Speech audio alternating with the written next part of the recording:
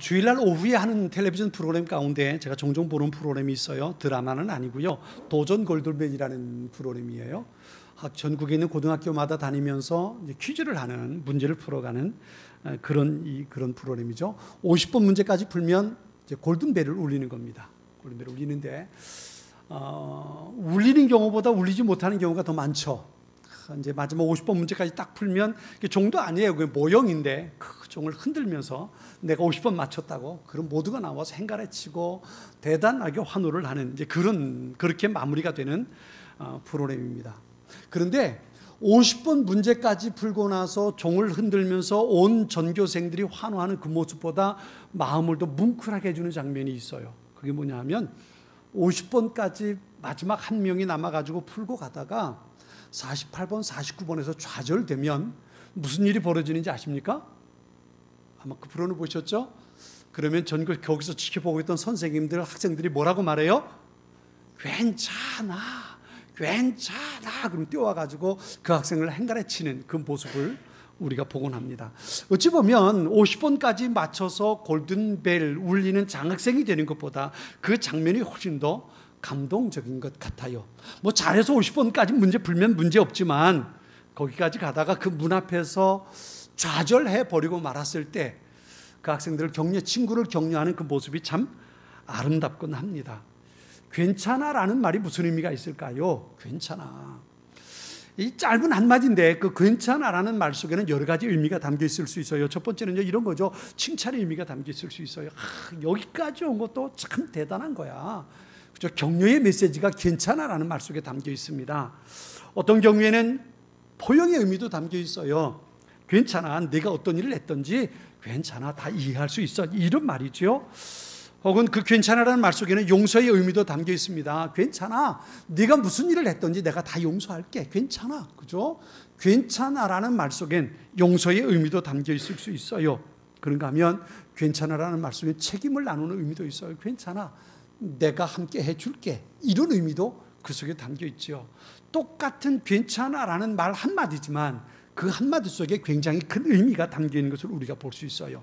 그런데 가끔 그 골든벨을 통해서 아이들이 나와서 괜찮아 소리 지르면서 그 학생을 행가래치는 모습 보면서 주님께서 우리를 향해서 해주시는 말씀이 아닐까, 그런 생각이 들 때가 있어요. 우리가 때로는 넘어지고 실패하고 말씀대로 살지 못하고 내가 왜 이랬을까 좌절할 때 하나님 다가오셔서 괜찮아, 내가 함께 있잖아 말씀해 주시는 주님. 성경에 괜찮아라는 말이 없습니다. 괜찮아라는 말이 없는데 끊임없이 하나님은 우리에게 괜찮아라고 말씀해 주신단 말이에요. 누가복음 15장에 보면 우리가 잘 아는 이야기가 있죠. 탕자의 이야기예요. 한 아들이 아버지에게 재산을 상속해달라고, 유산을 상속해달라고 얘기하죠. 유대인의 관례를 따르면, 유대인뿐만 아니라 그때 고대 근동지방에서의 관습을 따르면 아버지가 살아계신데 유산을 상속해달라고 말하는 건 죽일 놈입니다. 이건 말 한마디로 죽일 놈이에요. 왜냐하면 아버지가 돌아가시면 그 재산이 유산으로 상속되는 거거든요. 그런데 엄연히 아버지가 살아계신데 재산을 상속해달라는 얘기는 뭐냐면 아버지 빨리 돌아가세요, 이 얘기거든요. 왜 아직까지 살아계시는 거예요, 이 얘기거든요. 그러니까 이 말이 얼마나 못된 아들의 모습이겠어요. 그런데 아버지가 묵묵하게 그 아들의 말을 듣고 재산을 나눠줍니다. 그런데 그 아들이 그 재산을 받아가지고 다 팔아서 현금화 해가지고 먼 외국으로 떠나버리고 마는 거예요. 왜 그래요? 아버지가 혹시나 쫓아올까봐 말이죠. 쫓아올까봐. 가까운 동네 살면 아버지가 쫓아와서 왜 그렇게 사냐, 이렇게 살아야지 간섭할까봐 아버지 모르는 먼 이웃으로 도망가 버리고 마는 거예요. 그리고 거기 가서 뭔가 하려고 생각하기도 전에 그만 그 모든 돈을 다 탕진해 버리고 마는 겁니다. 나중에 보면 그 형이 그렇게 말하죠. 창기와 함께 모든 돈을 탕진해 버렸다 그랬어요. 그러니까 사업하다가 망한 게 아니에요. 사업하기도 전에 친구들과 흥청망청 쓰다가 돈을 다 탕진해 버리고 만 거예요. 그리고 끝내 돼지 치는 사람 집에 가서 돼지 치는 사람이 되죠. 유대인은요, 돼지를 치지 않습니다. 돼지고기 안 먹어요. 왜냐하면 율법에 의하면 돼지는 부정한 짐승이 돼서 돼지고기는 못 먹게 돼 있거든요. 그러니까 유대인이 만일 돼지를 친다면 이건 유대인 되기를 포기한 게 되고 마는 거예요. 이 아들은 아버지의 아들 되기를 포기하고 아버지 길을 떠났어요. 그리고 유대인 되기를 포기해서 돼지치는 사람이 되고 만 거예요. 그런데 그나마도 먹고 살 길이 막막해지는 겁니다. 굶어 죽을 지경이 됐어요. 그리고 그때 생각난 게 아버지 집인 거예요. 아버지 집을 떠나오지 않았더라면 내가 이렇게 굶어 죽진 않는데, 거긴 품꾼들도 다 먹고 사는데 문제가 없는데 내가 왜 여기 와서 이런 지경이 됐을까? 후회 막급이죠. 그리고 생각하는 게 뭐예요? 아버지 집으로 가자는 거예요. 여러분, 이 아들이 만일에 아버지 집에서 그곳으로 떠나갈 때 3일이 걸렸다면 그 집에서 있는 곳에서 아버지 집으로 가는 길은 며칠쯤 걸렸을까요? 아마 모르긴 못 걸려도 일주일은 넘게 걸렸을 거예요. 아버지 집을 떠날 때 빨리 아버지에게 도망쳐야 되니까, 요거 아버지가 너 그거 취소야 이리 와 그럴까 봐 말이죠. 얼른 현금으로 바꿔가지고, 그리고 잽싸게 도망쳐 버렸잖아요. 이 3일 길밖에 안 걸렸다면 집으로 돌아가는 길이 얼마나 무거웠겠어요. 체면도 없지요. 아버지 집에 가서 아버지 저 왔어요 이러기도 참 부끄럽잖아요. 그러니 아버지 집에 가는 길이 얼마나 힘들었겠습니까? 가면서 생각하는 거예요. 아버지에 가서 뭐라고 말할까? 아버지 저 돌아왔어요 이렇게 말하기는 좀 체면이 있고 부끄럽고 창피해서 도무지 그건 안 되겠고, 이렇게 해야겠다라고 생각한 게 뭐냐면요, 아버지 집에 돌아가서 내가 아버지의 아들이 아니라 품꾼으로 받아주셔서 아버지 집에서 그냥 먹고 살게만 해주세요 라고 부탁해야겠다는 거예요. 그리고 집에 돌아옵니다. 집에 돌아와서 아버지를 만났어요. 그리고 아버지 앞에 무릎 꿇고, 아버지 내가 하늘과 아버지께 죄를 지었습니다. 내가 아버지 집에서 아들로 있기는 너무 부끄럽고 자격이 없고 내가 품꾼으로만이라도 있게 되었으면 좋겠습니다 라고 아버지에게 얘기해야 되는데, 그 얘기가 끝나기도 전에 이 아들의 입을 아버지가 막아버리는 거예요. 막아버리는 겁니다. 아들이 집 동네 어귀에 들여오는데 쫓아 달려가서 이 아버지가 어떻게 해요? 땅에 엎드려서 아버지 제가 하늘과 아버지께 죄를 지었어요. 용서해달라는 말은 못하고 아들이 아니라 내가 품꾼으로라도 아버지 집에 있게 해주세요 라고 말해야 되는데, 그렇게 말하는 아들의 입을 막고 얼싸안고 끌어안는 거예요. 안기부터 먼저 하는 거예요. 먼저 그 아들을 끌어안고 일으킵니다. 집으로 가자. 집이 있는데 여기서 뭐 하는 거냐? 집으로 데리고 와가지고요, 종들에게 두 가지를 명하잖아요. 목욕물 데워라, 살찐 송아지 잡아라 그러잖아요. 그래가지고 목욕물 데워서 그 아들을 목욕시켜주고요, 옷을 입혀주고요, 신발을 시켜주고요, 그 아들을 상징하는 가락지를 손가락에 끼워주고요, 그리고 살찐 송아지 잡아서 동네 사람들 불러가지고 잔치를 한단 말이에요. 내가 잃어버린 아들을 찾았고 죽었는 줄 알았는데 살아왔다 그러면서 동네 사람들을 불러서 잔치하거든요. 여러분, 그 이야기 속에서 아버지가 얘기하진 않았지만 그 아버지의 마음을 가장 잘 표현할 수 있는 말이 뭘까요? 전 그게 괜찮아인 것 같아요. 괜찮아. 아들이 말이죠, 내가 하늘과 아버지께 죄를 졌어요. 내가 아들로 살기는 너무 부끄럽고요, 품꾼으로라도 있게 해주세요. 근데 그 아들이 괜찮아, 괜찮아. 우리 늘 흔히 하는 얘기로 묻지도 따지지도 않는다는 우스갯말 있잖아요. 그 아버지가 그랬다고요. 어디 가서 무슨 짓을 했는지, 돈은 얼마나 썼는지, 뭐 하느라 썼는지, 얼마나 남았는지 물어보지도 않았어요. 묻지도 따지지도 않고 괜찮아, 그리고 품에 안아버린 거예요. 괜찮아, 넌 내 아들이야. 괜찮아, 네가 어디서 뭘 했던지 난 상관없어. 괜찮아, 내가 돌아왔으니까 그걸로 됐어. 넌 내 아들이야. 괜찮아. 이게 그 아버지가 둘째 아들에게 했던 말이란 말이에요. 여러분, 그 아버지가 누구예요? 그 아버지가 누굽니까? 그 아버지가 오늘 우리의 하늘 아버지잖아요. 믿으십니까? 우리가 믿는 하나님이 그 아버지란 말이에요. 내가 무슨 실수를 했건, 내가 어떻게 넘어져 자빠져서 코가 깨졌건, 내가 어떻게 실수를 했건, 내가 어떻게 말씀대로 살지 못했건, 내가 어떻게 기도 생활 못했건, 내가 하나님 앞에 충성하지 못했건, 내가 얼마나 하나님으로부터 멀리 떠나갔던지 간에 말이죠, 내가 하나님 앞에 돌아와서 하나님 이름만 부르면 하나님 다가오셔서 우리의 품을 괜찮아, 돌아왔잖아, 이것으로 모든 것을 끝내버리는 분, 그분이 바로 우리 하나님이란 말이에요. 요한복음 8장에 보면요, 한 이야기가 나와요. 예수님께서 예루살렘 성전에서 사람들에게 말씀을 가르치고 계시는데, 그때에 신앙생활 잘한다고 소문난 서기관과 바리새인들이 한 여자를 머리채를 끄잡고 예수님께 데리고 옵니다. 이 여자는 간음하던 현장에서 이 사람들에게 발각이 됐어요. 들켰어요. 모세 율법에 의하면요, 간음하던 현장에서 체포가 발각이 되면 그 자리에 돌에 맞아 죽는 거예요. 이게 모세 율법입니다. 그런데 서기관과 바리새인들이 이 여자를 끌고 예수님께 온 거예요. 예루살렘 성전에 계신 예수님께 온 겁니다. 그리고 그들의 손엔 돌멩이 하나씩 들린 거예요. 그리고 예수님께 묻습니다. 자, 선생님 어떻게 할까요? 이 여자 간음하는 현장에서 붙잡았는데 모세 율법에 의하면 돌에 쳐 죽이게 돼 있습니다. 자, 어떻게 할까요? 돌로 쳐 죽일까요? 말까요? 라고 묻는 거예요. 이건 두 가지 문제가 있어요. 하나는 뭐냐면 그래 내 율법에 그렇게 돼 있으니까 그대로 죽여라 그러면 문제가 있어요. 그게 뭐냐면 그 당시는 이스라엘은 로마의 다스림 속에 있습니다. 사형 선고는 로마 총독만 내릴 수 있어요. 그래서 예수님도 로마 총독인 빌라도에 가서 사형 선고 받은 겁니다. 누구도 사형 선고를 내릴 수 없어요.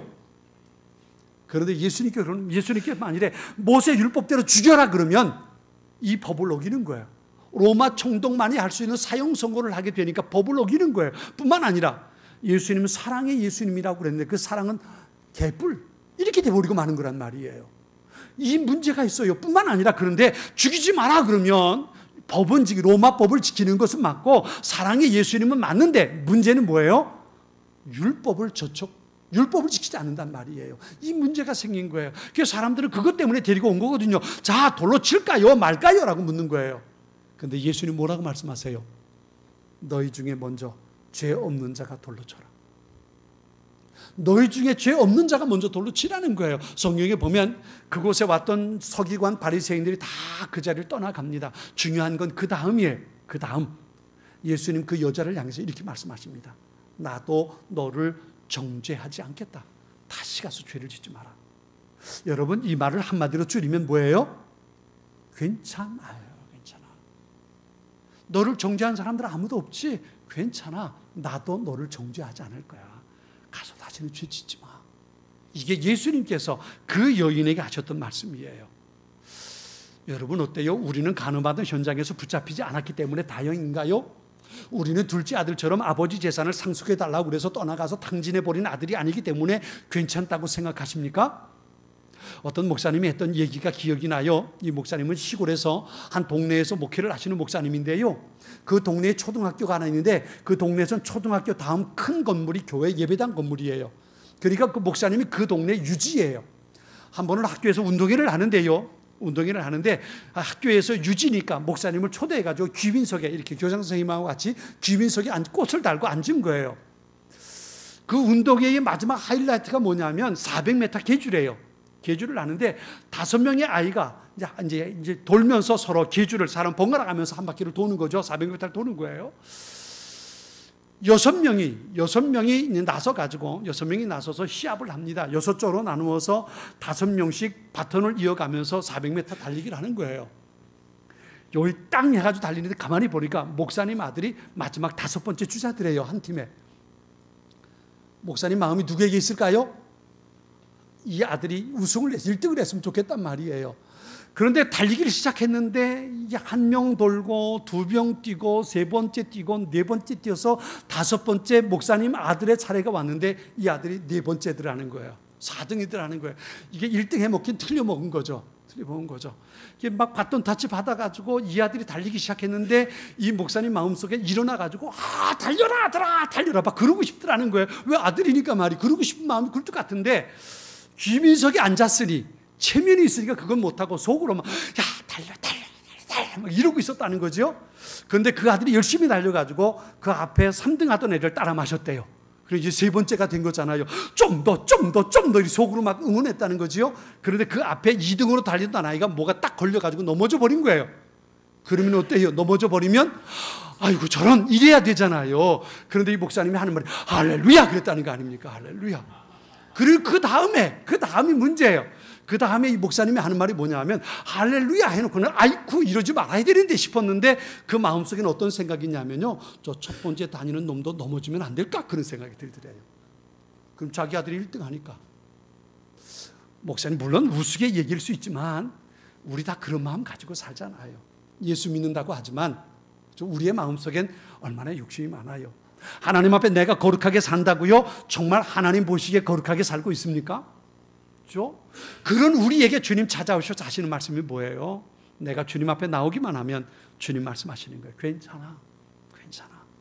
너 여기 있잖아. 이것이 우리에게 주시는 하나님의 소중한 메시지란 말이에요. 오늘 본문의 이야기는 사도 바울의 고백입니다. 사도 바울, 예수님 만나기 전에 그의 삶이 어땠는지 우린 잘 알아요. 오늘 본문에도 그렇게 말하죠. 오늘 본문에도 보면 내가 전에는 회방자요 핍박자요 포행자였다라고 고백합니다. 더군다나 거기서 한 걸음 더 나가서 15절엔 뭐라고 말합니까? 우리 15절 말씀 같이 한번 읽어볼까요? 1장 15절이에요. 자, 우리 같이 한번 읽어보겠습니다. 자, 15절 말씀 봅니다.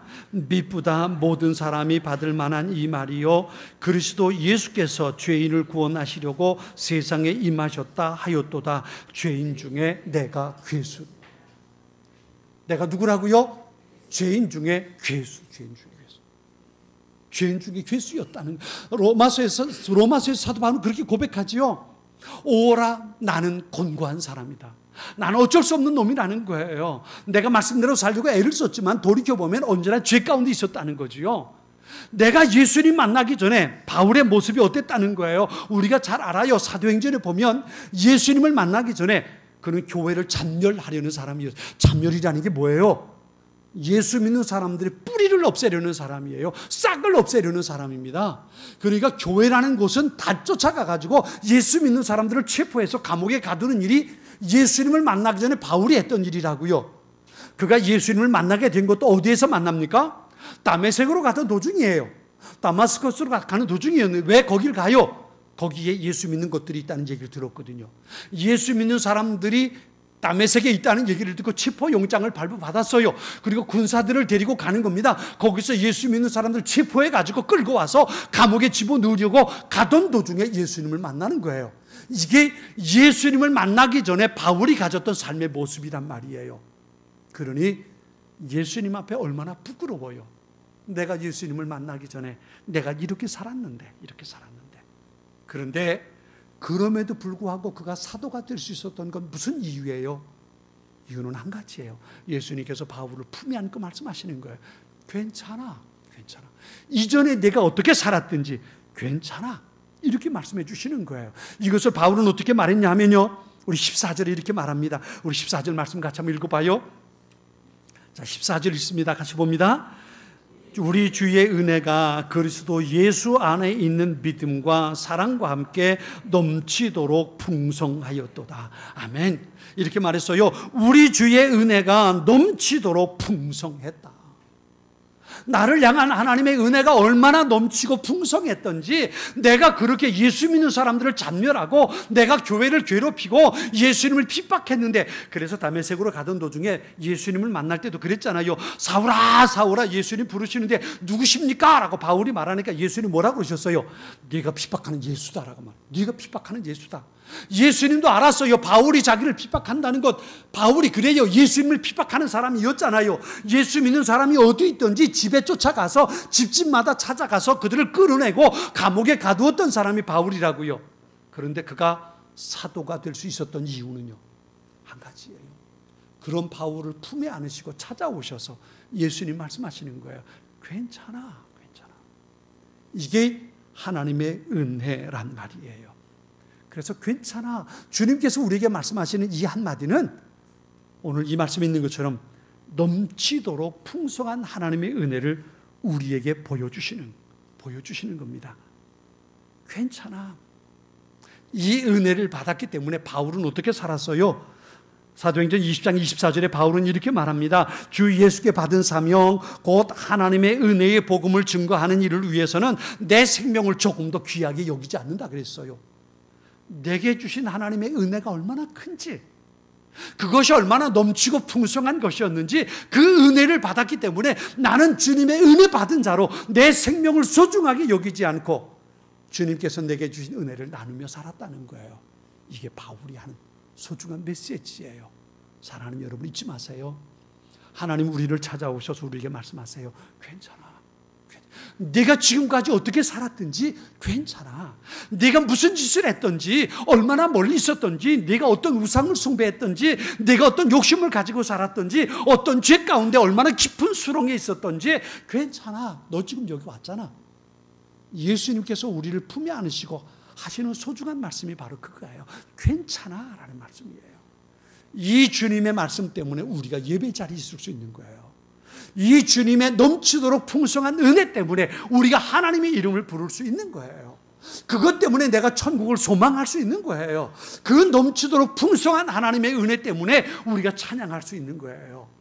그것 때문에 오늘도 부끄럽지만 그럼에도 불구하고 예수님을 나의 주님으로 부를 수 있는 거란 말이에요. 이것이 바로 우리에게 베풀어 주시는 하나님의 넘치도록 풍성한 은혜입니다. 사랑하는 성도 여러분, 이 놀라운 은혜, 넘치도록 풍성한 은혜가 바울에게 있는 것처럼 우리에게도 주어졌음을 믿으시기 바랍니다. 이걸 잃어버리면 안 돼요. 이 은혜를 잃어버리면 우리의 마음이 완악해지는 거예요. 이 은혜를 잃어버리면 우리의 마음이 완고해져요. 그러면 어떻게 되는지 아세요? 그렇게 되면 다른 사람을 판단하게 돼요. 하나님의 은혜로 인한 감격을 잃어버리고 마는 거예요. 다른 사람의 단점을 보게 되는 거예요. 비난하게 되고 정죄하게 되는 거예요. 왜 그래요? 내게 베풀어 주신 괜찮아. 이 하나님의 은혜를 내 안에 채우지 못했거든요. 그 은혜가 내 마음을 따뜻하게 못했거든요. 그러니까 나는 내 노력대로 살아온 거예요. 내 모습과 다른 사람의 모습을 비교해 보는 거예요. 그러면서 그를 판단하고 정죄하는 어리석음에 빠져버리고 마는 거예요. 그래서요, 잊지 말아야 할 게 있어요. 그게 뭐냐 하면 내가 무슨 일을 하는가 보다 더 중요한 건 내가 왜 그 일을 하는가가 더 중요한 거예요. 왜 그 일을 하는가. 성경 마태복음 18장에 보면요, 예수님께서 하신 말씀 가운데 빚진 자를 탕감해 주는 얘기가 나와요. 어느 왕이, 어느 임금이 자기에게 1만 달란트 빚진 사람을 불렀어요. 그 1만 달란트가 얼마나 크냐면요, 한 달란트가 노동자가 20년 동안 일해야 벌 수 있는 돈이에요. 얼마나 큰 돈이에요, 한 달란트가. 그런데 한 달란트를 빚진 게 아니고 1만 달란트를 빚졌어요. 그러니까 이건 얼마나 빚져야 되는 거예요? 20만 년 동안 내가 일해야만 벌 수 있는 돈이에요. 이거 벌 수 있어요, 없어요? 벌 수 없는 거예요. 내가 감당할 수 없을 만큼 큰 빚을 졌단 말이에요. 임금이 그걸 알았어요. 그래서 그 사람을 불렀어요. 너 이거 평생 갚아도 못 갚을 것 같지? 죄송합니다. 제가 열심히 갚아보도록 노력하겠습니다. 그랬더니 임금이 그 사람에게 하는 말이 이거예요. 괜찮아. 넌 평생 갚아도 못 갚을 것 같으니까 괜찮아. 내가 이거 탕감해 줄게. 이렇게 된 거예요. 내가 평생 갚아도 갚을 수 없는 돈을 임금이 탕감해 준 거예요. 괜찮아. 그리고 탕감해 준 거예요. 얼마나 신납니까? 감사합니다. 감사합니다. 10번, 20번 절하고 임금님 앞을 빠져나왔어요. 나오던 도중에 자기 친구를 만납니다. 그런데 그 친구가요, 자기에게 얼마를 빚졌냐면 100데나리온을 빚졌어요. 1만 달란트를 탕감받고 나오는 겁니다. 근데 100데나리온이라는 것은요, 얼만큼이냐면 한 석 달 동안 일하면 벌 수 있는 돈이에요. 그러니까 1만 달란트에 비하면 얼마나 참 요만한 돈이잖아요. 그런데요, 그 친구의 멱살을 잡고 한바탕 합니다. 너 나한테 왜 100데나리온을 안 갚아? 미안해 친구야, 내 형편 알잖아. 내가 꼭 갚을게. 그랬더니요, 이 사람이 그 친구의 멱살을 잡고 감옥에 집어넣어 버리는 겁니다. 너 그거 다 갚을 때까지 절대로 감옥에서 못 나와. 그리고 집어넣어 버린 거예요. 이 소식을 임금이 들었잖아요. 다시 불러드립니다. 너 이리 와. 내가 너한테 1만 달란트 괜찮아 그랬잖아. 그런 넌 기껏 100데나리온 빚진 사람한테 괜찮아 못하는 거야? 그럼 너도 감옥에 들어가. 너도 그거 다 갚을 때까지 절대로 못 나와. 이 사람 감옥에서 나왔을까요? 못 나왔을까요? 평생 못 나온 거예요. 이 예수님의 이야기는 무엇을 의미합니까? 하나님으로부터 괜찮아, 넉넉하고 풍족한 그 은혜를 경험한 사람이라면 또 다른 사람에게 괜찮아, 은혜 베풀며 살아야 한다는 거예요. 이게 바로 우리에게 주시는 소중한 메시지예요. 하나님께서 우리에게 괜찮아 라고 말씀하셨어요. 그러면 우리도 괜찮아 라고 대답해야 되는 거예요. 이것이 하나님께서 우리에게 기대하시는 소중한 메시지란 말이에요. 괜찮아, 1만 달란트 안 갚아도 괜찮아. 이 메시지를 들었으면 그 친구가 괜찮아, 100데나리온 안 갚아도 괜찮아, 이렇게 말했어야 된단 말이에요. 그런데 1만 달란트 괜찮아 라는 메시지를 듣고 나와서 100데나리온 빚진 친구에게 괜찮아 라고 말하지 못했던 그 사람, 감옥에 들어갈 수밖에 없었던 거예요. 우리 옆에 사람하고 인사하겠습니다. 옆에 사람 바라보고요, 한번 바라보세요. 바라보세요. 당신이 어떠했던지 괜찮아 한번 얘기하겠습니다.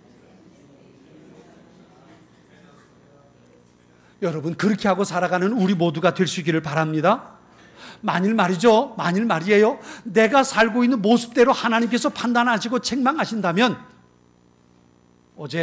어제 오후에 갑작스럽게 천둥 번개가 번쩍번쩍 치고 비가 쏟아지더라고요. 번개가 치고 천둥 치는 소리를 들으면서 가슴 쓸어내리는 사람들이 없지 않아 있겠죠? 만일 말이죠, 내가 살아가는 모습을 보시고 하나님께서 그때마다 천둥 번개를 친다면 어떻게 될까요?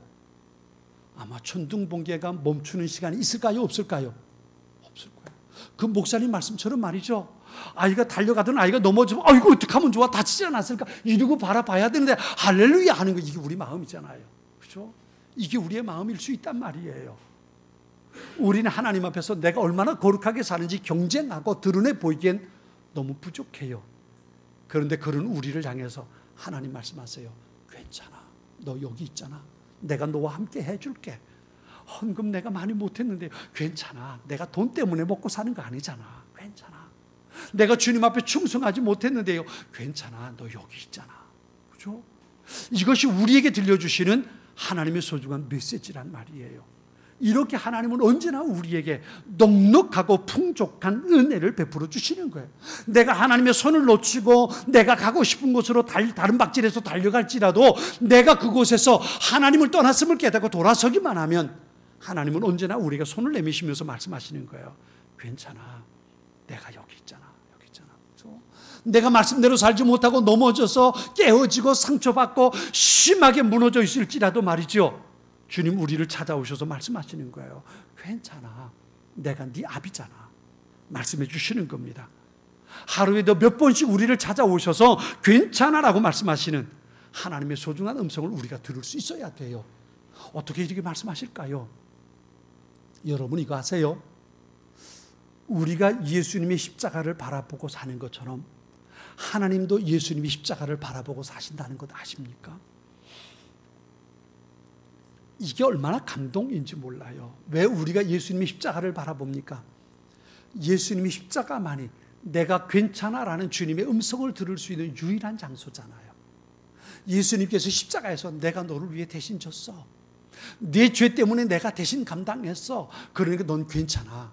십자가에서 예수님 우리에게 말씀하시잖아요.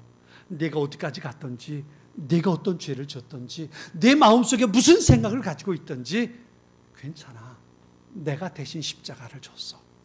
십자가에서 우리에게 말씀하시니까 우린 예수님이 십자가를 바라보고 사는 사람들이잖아요. 이게 얼마나 우리의 마음의 아픔이에요. 그죠? 얼마나 마음의 아픔입니까? 여러분 마음속에 내가 말씀대로 사는데 내가 성공했어, 이런 사람들이 얼마나 있어요. 내가 정말 예수 믿는 사람답게 이번 한 주도 내가 넉넉하게 승리했어, 그렇게 자신 있게 예배 자리 나와서 하나님 앞에 주님 제가 이렇게 승리했습니다, 그렇게 말할 수 있는 사람이 얼마나 있을까요? 그런데 예수님이 십자가를 바라보고 나를 위해 십자가에 지신 주님 앞에 그분께서 들려주시는 괜찮아라는 음성 때문에 우리가 예배 드릴 수 있는 거잖아요. 그런데요, 하나님께서도 예수님 십자가를 보고 계신다는 거예요. 왜 십자가를 보고 계실까요? 예수님의 아들, 하나밖에 없는 아들 예수의 십자가를 보지 않고선 우리에게 괜찮아라고 말씀하실 수가 없는 거예요. 여러분 생각해 보세요. 모세 율법대로 만일에 판단한다면, 성경에 있는 것이 기준이 된다면 우리가 하나님 앞에 고개를 들고 설 수 있는 사람이 얼마나 있을까요? 예수님께서 그렇게 말씀하세요. 사람을 죽이는 것만이 살인이 아니고 어떤 게 살인이라고요? 내 마음속에 미움을 품는 것 자체가 살인이라 그랬어요. 미운 마음을 갖는 것 자체가 사람을 죽이는 거라 그랬다고요. 그죠? 여러분 간음한다는 게 다른 사람과 함께 잠자리를 했다는 게 간음이라는 게 아니에요. 예수님 뭐라고 말씀하셨어요? 마음속에 음욕을 품는 사람 자체, 마음속에 생각을 품는 것 자체가 간음이라 그랬어요. 여러분 어떻게 도둑질이라 그랬어요? 남의 것을 빼앗아야, 훔쳐야 도둑질이 아니에요. 저거 가졌으면 좋겠다, 내 마음속에 그런 욕심을 갖는 것 자체가 도둑질이라 그랬어요. 그 기준을 가지고 생각해 보세요. 내가 하나님 앞에 주님 내가 그래도 괜찮게 살았지요 라고 말할 수 있는 사람이 어디 있어요? 고개를 빳빳하게 들고 나쯤 되면 괜찮지 않습니까 하나님? 근데 저놈 보세요, 저놈 죽일 놈이잖아요, 이럴 수 있는 사람이 여러분 가운데 있습니까? 아무도 없잖아요. 아무도 없잖아요. 그런데 여기 나와서 예배할 수 있는 까닭은 뭐예요? 예수님이 십자가 때문이잖아요. 예수님이 십자가 때문에, 그 십자가 바라보면서 나를 위해 모든 죄 용서해 주신 그 십자가 바라보면서 그래서 예배 드릴 수 있잖아요. 그런데 하나님께서도 하나밖에 없는 아들 예수께서 십자가에서 아버지, 저 사람 괜찮습니다. 내가 대신 죽었잖아요. 내가 대신 십자가에서 죽었잖아요. 그러니 저 사람 용서해 주셔야죠. 예수님께서 십자가에서 아버지에게 그렇게 말씀하고 있단 말이에요. 예수님 그러셨잖아요. 아버지, 저들의 죄를 용서해 주십시오. 저들이 무슨 짓을 하는지 몰라서 그렇습니다. 이게 누구에게 하는 말이에요? 자기를 십자가에 못 박는 사람들에게 하는 말이 아니고 오늘 우리 때문에 하시는 말씀이잖아요. 저 박 목사, 하나님 저들 용서해 주십시오. 저가 무슨 짓을 하는지 몰라서 그렇습니다. 하나님, 저 여의도 제일교회 성도들 하나님 불쌍히 여겨주세요. 뭘 몰라서 그래요. 내가 대신 십자가에 죽었잖아요. 그리고 말씀하시는 거예요. 그래서 예수님의 십자가를 바라보면서 하나님 우리에게 말씀하시는 거예요. 그래, 괜찮다, 괜찮다. 이것이 우리에게 주시는 하나님의 소중한 메시지란 말이에요. 여러분 가끔가다 그런 생각 안 드십니까? 저 인간이 어떻게 교회에 나왔을까? 그런 생각 말이에요. 저 사람도 기도할 줄 아나 싶은 생각 말이에요. 저러고도 저가 예수 믿는 사람 맞아? 이런 생각 누구를 향해서 가져본 적 없습니까? 그런데요, 그게 나의 모습일 수도 있다는 것 알잖아요. 다른 사람은 몰라도 여러분 자신은 알잖아요. 이게 제 고백을 해도 그래요. 가끔가다 혼자 의자 맨 앞에 앉아가지고요, 십자가를 바라보면서 그런다니까요. 하나님, 이게 목사입니다. 이게 설교하고 있습니다. 어떻게 하면 좋습니까? 여기 앉아서 십자가 바라보면서 저 자신을 탄식할 때가 있다니까요. 이게 저의 모습뿐입니까? 여러분은 안 그런가요? 우리 모두 예수님께서 괜찮아 말씀해 주지 않으면 어떻게 예배 자리에 우리가 있겠어요? 그런데 우리를 향해서 주님 그러신다고요. 괜찮아, 내가 너를 위해서 대신 십자가 졌잖아. 괜찮아, 내가 너의 힘이 되어줄게.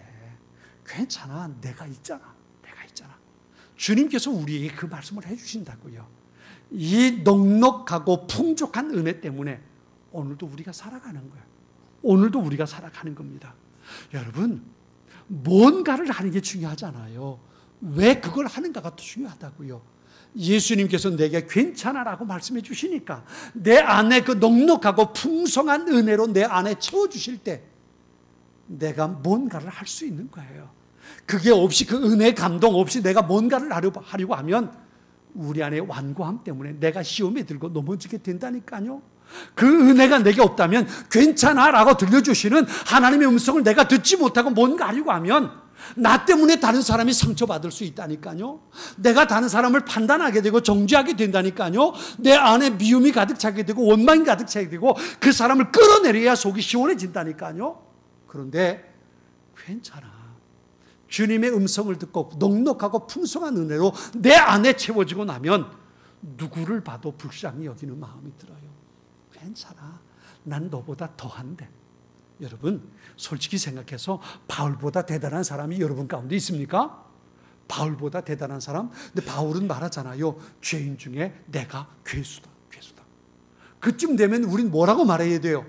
바울보다 저 아래 있는 괴수가 바로 나다. 우리 그럴 수밖에 없잖아요. 그런데 바울이 그렇게 말하는 이유가 뭐예요? 나를 향한 그 하나님의 은혜가, 그 넉넉하고 풍성한 은혜가 얼마나 큰지 그것을 깨닫고 나니까 이것을 고백할 수밖에 없는 거예요. 내가 죄인 중에 괴수입니다. 그런데요, 이 넉넉하고 풍성한 은혜를 깨닫지 못하면 우리 그러는 거예요. 저 죽일 놈이 왜 예배 자리에 나와 있어? 저게 목사라고? 저게 장로라고? 저게 집사라고? 판단하게 되는 거예요. 왜요? 은혜가 없으니까 나의 의만, 내가 한 것만 생각이 나는 거예요. 내가 무슨 짓을 했는지 하나님 앞에서 그것을 깨닫지 못한단 말이에요. 그런데 괜찮아, 하나님의 음성을 듣고 나면 모든 것이 다 괜찮은 거예요.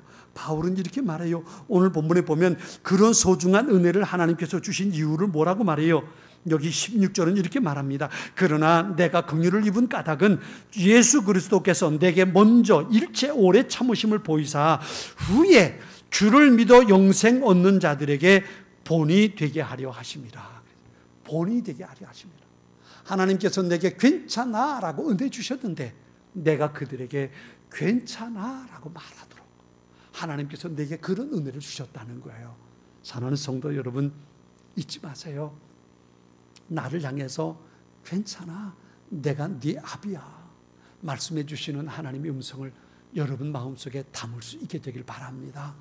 넉넉하고 풍성한 주님의 은혜가 여러분 심령에, 여러분의 삶 가운데 풍성하게 채워질 수 있길 바랍니다.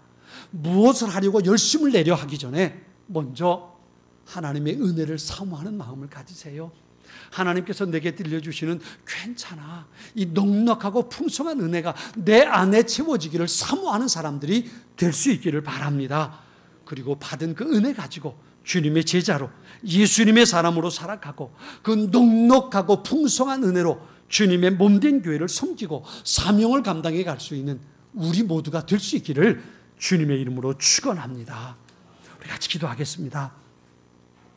이 시간 같이 기도하겠는데요, 이 시간 주신 말씀을 생각하면서 기도하겠습니다. 나는 연약하지만 사도 바울처럼 나는 죄인 중에 괴수에 불과하지만 그럼에도 불구하고 내게 괜찮아라고 말씀해 주시는 하나님, 그 하나님 앞에 내가 그 은혜를 누리기 원한다고 내 마음속에 괜찮아, 내가 여기 있잖아, 괜찮아, 내가 용서해 줄게, 괜찮아, 내가 너와 함께 할게, 괜찮아, 내가 네 아버지잖아. 그 음성, 그 소중한 은혜를 내 안에 들려달라고. 내가 그래서 우리에게 베풀어 주시는 넉넉하고 풍성한 은혜 충만하게 채워줘서 그 기쁨, 그 감격을 가지고 예배하는 하나님의 사람, 그리고 또 다른 사람들에게 이 소중한 은혜 가지고 괜찮아, 격려해 주고 축복해 줄 수 있는 나의 삶이 되게 해달라고 그 마음 가지고 위에서 같이 기도하도록 하겠습니다.